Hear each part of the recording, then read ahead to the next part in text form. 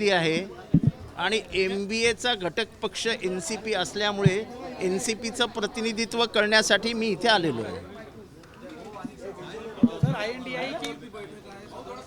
हयातमध्ये बैठक नाहीये, जे मला कळवण्यात आलंय ते MCA मध्ये बैठक आहे असं कळवण्यात आलंय. इंडियाचीच बैठक MCA मध्ये आहे असं मला जयंत पाटील साहेबांनी कळवलं. नंतर मी अशोक चव्हाणांशी बोललो, ते म्हणाले MCA ला ये, म्हणजे जितेंद्र MCA ला ये, म्हणून मी आलोय.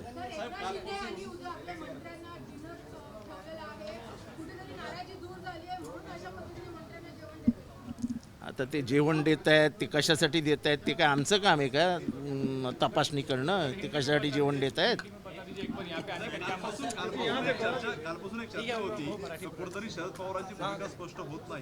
अजून त्यांनी किती वेळ अजून तुम्हाला पत्रकारांना काय अपेक्षा आहे हो? त्यांनी दररोज तुम्हाला येऊन सांगावं का की मी आहे तिथेच आहे, मी आहे तिथेच आहे?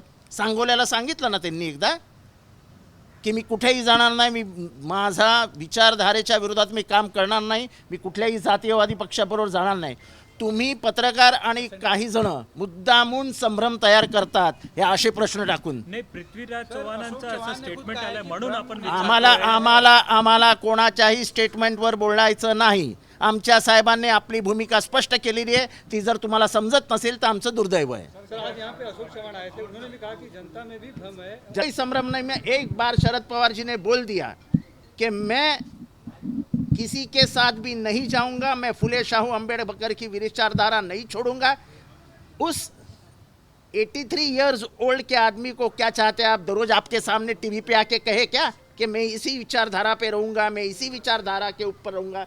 एक बार उन्होंने बोल दिया, बहुत हो गया. जिसको नहीं समझ में आता है वो उसके दिमाग का कमीपन है.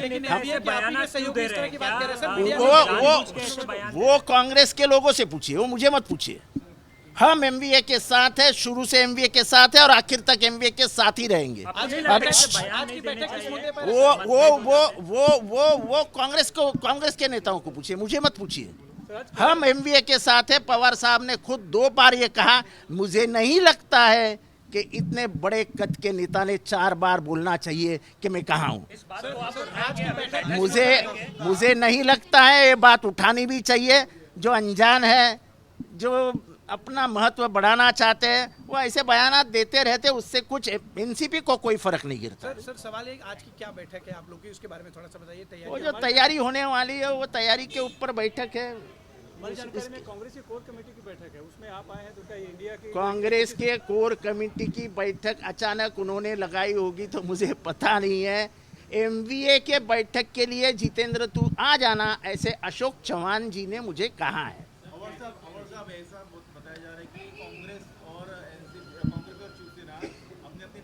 मुझे लग रहा है कि आपको अंदर की बहुत सारी बातें मालूम हो चुकी है. हम पागल है क्या इस जगह पे आने के लिए? हमको दिमाग नहीं है क्या? आपको पत्रकारों को क्या लगता है हमको दिमाग नहीं है? सर लेकिन MBA के आप ही के सहयोगी इस तरह का बयान दे रहे हैं जिसमें एक तरह से संभ्रम निर्माण हुआ है.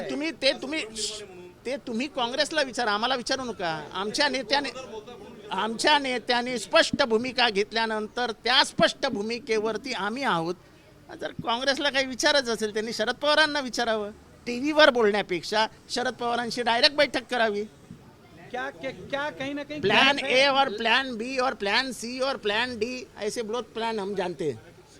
क्या बातचीत में कहीं ना कहीं कोई गैप है आप लोग? कोई गैप नहीं है, कोई गैप नहीं है. MBA एक है, एक रहेगी. अभी थोड़ा सा टीवी पे चमकने को मिलता है तो एक हम बयान दिया तो आप जैसे पत्रकार लगा देते हैं, उसको चलाते हैं दिन भर, तो मजा आता है उसको भी. तो प्लान B की बात हो रही है, कांग्रेस की तरफ से तो प्लान B की भी बात हो रही है. मेरे को मालूम नहीं कांग्रेस के नेताओं ने किसी मुझे कोई वो ऐसा कुछ लगाया था क्या कान को और वो दीवार को? छुप के कोई बैठक आप लोगों ने किया है पुणे में एक बिजनेसमैन के यहाँ पे? तो देखो ऐसा मैं आपको एक आज साफ कहना चाहता हूँ. शरद पवार जी के बड़े भाई शेका पक्ष से उम्मीदवारी कर रहे थे. मैं 1960 की बात बता रहा हूँ. तब अपने माँ को जाके शरद पवार जी ने बताया कि मैं शेका पक्ष का बाजू नहीं ले सकता हूँ, मैं कांग्रेसी विचारों का हूँ. तो उनके माँ ने कहा कि तू कांग्रेस का प्रचार कर, उनको शेका पक्ष से चुनाव लड़ने दे. अपने भाई के खिलाफ उन्होंने चुनाव का प्रचार किया और कांग्रेस जीत के आई। उनके सगे बहनोई एनडी पाटिल, ये शेका पक्ष के बहुत बड़े नेता थे, बहुत बड़े नेता थे, कद्दावर नेता थे, और आंदोलन करने उनका तो क्या राखी बांधना छोड़ दिया क्या उसके बहन ने?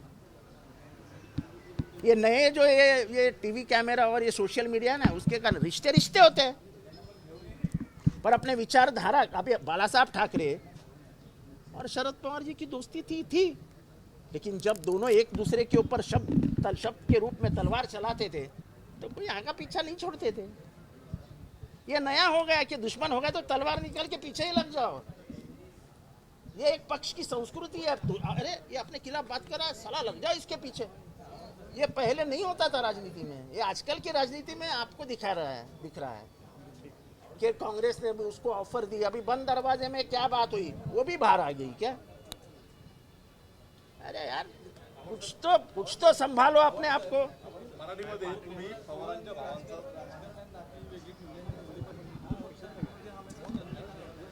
आम्ही आमच्या भूमिकेवर सांगोल्यामध्ये स्पष्ट भूमिका घेतलेली की आम्ही जिथे आहोत तिथेच आहोत, आम्ही 1 इंचही हलणार नाही।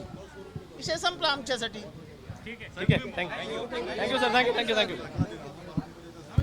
शरद पवारांच्या भावानी शेका पक्षामधनं निवडणूक लढवली होती, तेव्हा त्यांच्या आईला जाऊन शरद पवार साहेबांनी सांगितलं होतं की मी शेका पक्षाचा प्रचार नाही करणार, मी काँग्रेसचा प्रचार करणार।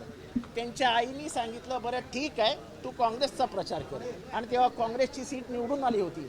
हा शरद पवारांचा इतिहास आहे। शरद पवारांच्या सख्या बहिणीचा नवरा म्हणजे एनडी पाटील, हे शेका पक्षाचे वरिष्ठ नेते आणि अतिशय आंदोलन करणारे, म्हणजे मोठी आंदोलनं करणारे नेते होते। त्यांनी काय बहिणीला राखी बांधणं सोडलं नाही, म्हणजे त्यांच्या बहिणीने शरद पवारांना राखी बांधणं सोडलं नाही आहे। हे काय नवीन प्रकरण सुरू झालंय की हे तिथे गेले ते? शरद पवारांनी एकदा सांगितलं मी MBA मध्ये आहे, मी इंडियामध्ये आहे। तुम्हाला हे कसं समजत नाही की शरद पवारांना टार्गेट करून इंडिया लूज करण्याचं काम चालू आहे? इंडियाचा मुख्य फेविकॉलच शरद पवार आहेत। त्यामुळे शरद पवारांच्या विषयी संभ्रम तयार करणं, शरद पवारांवर कुठेतरी संशय निर्माण करणं म्हणजे इंडियाचा घात करण्यासारखा आहे, आणि तो घात कोणीही करू नये। थँक्यू। ABP माझा, उघडा डोळे बघा नीट।